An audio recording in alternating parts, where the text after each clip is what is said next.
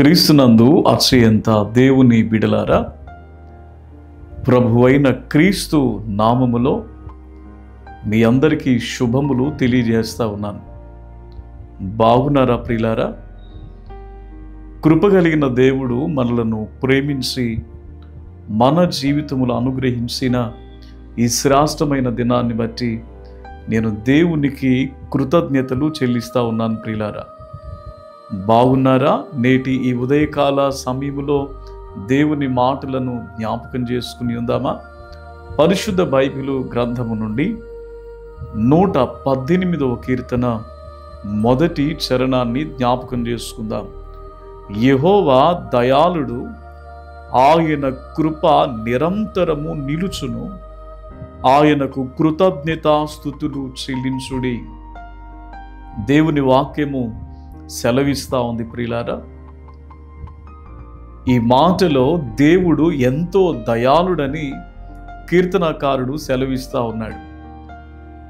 నిజంగా మనం సేవిస్తున్నటువంటి దేవుడు, మనము ఆరాధిస్తున్న దేవుడు, మనము మొర్రపెట్టి ప్రార్థిస్తున్నటువంటి దేవుడు ఎంతో దయాళుడని మీకు జ్ఞాపకం చేస్తా ఉన్నాను.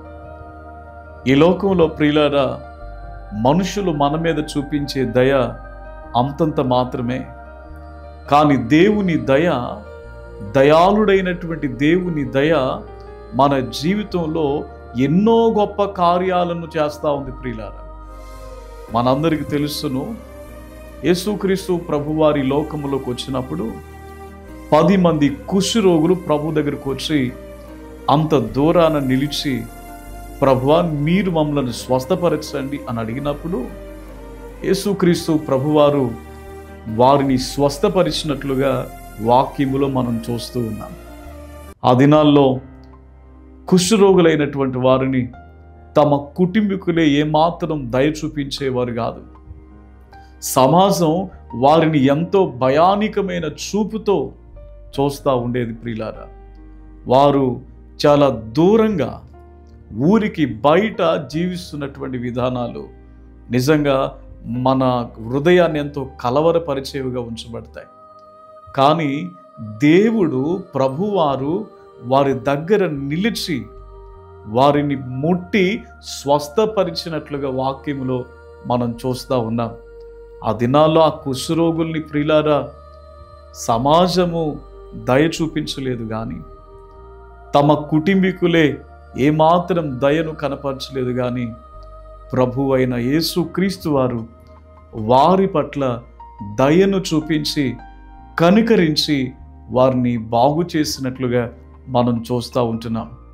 అంత మాత్రమే కాదు, అరణ్యములో ఆకలితో అలమట్లాడుతున్నటువంటి ఇజ్రాయేలీయుల ఆకలను తీర్చడానికి దేవుడు ఎంత దయను కనపరిచాడు ప్రియులారా.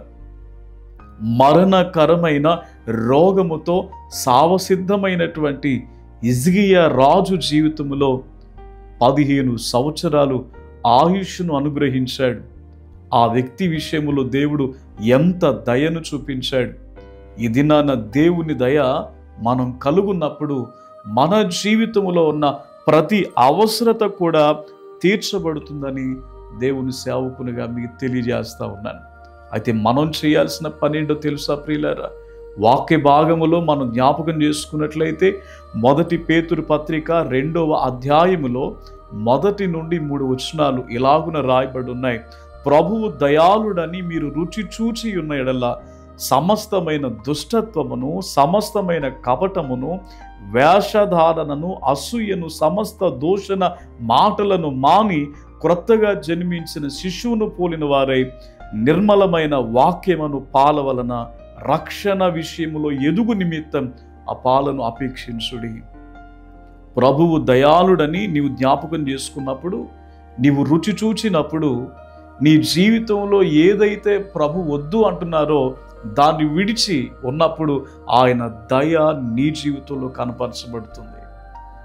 ఆయన దయలో నీవు, నీ కుటుంబం, నీ బిడ్డలు ముందుకు వెళ్తా ఉన్నప్పుడు నీ ప్రతి అవసరత కూడా ఆయన తీర్చడానికి అవకాశం ఇస్తారు ప్రియులారా.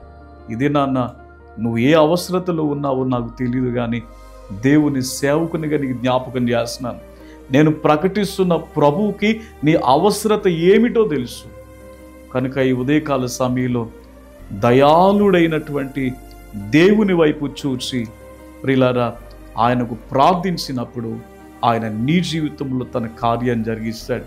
దేవుడు మన ఎడల ఎంత జాలి చూపిస్తున్నాడనంటే, తండ్రి తన కుమారుని ఎడల జాలి పడినట్లు యెహోవా తనయందు భయభక్తులు గల వారి ఎడల జాలి చూపించేవాడు. ఆయన దయ మన జీవితంలో ఉండాలనంటే సమస్తమైనటువంటి దుష్టత్వాన్ని విడిచిపెట్టాలి, ఆయన యందు భయభక్తులను కలిగి ఉండాలి. మూడవదిగా ఆయన ఆజ్ఞలను మనము గైకొనాలి. అలాగున ఉండినప్పుడు దేవుని దయ ఈ దినాన్నే నీ జీవితంలోనికి అనుమతించబడతా ఉంది. ఆయన దయలో మీ జీవితాలు ఉన్నతముగా కట్టబడునుగాక. ప్రార్థన చేసుకుందామా ప్రియులారా? తలలు వంచండి, మీ కొరకు నేను ప్రార్థన చేస్తాను. పరిశుద్ధుడు అయిన తండ్రి, దయగలిగిన దేవ, ఈ ఉదయకాల సమయంలో దేవా మా తండ్రి, ఎవరైతే మీ దయను సంపాదించుకునవలనని ఆశపడుతూ ఉన్నారో మీ దయ ఆ కుటుంబాలకు, వారి బిడ్డలకు మీరు దయచేయండి. మీరు దయాళుడై ఉన్న దేవుడవు తండ్రి. దేవా, మేము మీకు కృతజ్ఞతాస్తుతులు చెల్లిస్తూ ఉన్నాం తండ్రి. దేవా, హిజ్కియా జీవితంలో మీ దయను కనపరిచారు. కుష్ఠరోగుల జీవితంలో మీ దయను కనపరిచారు.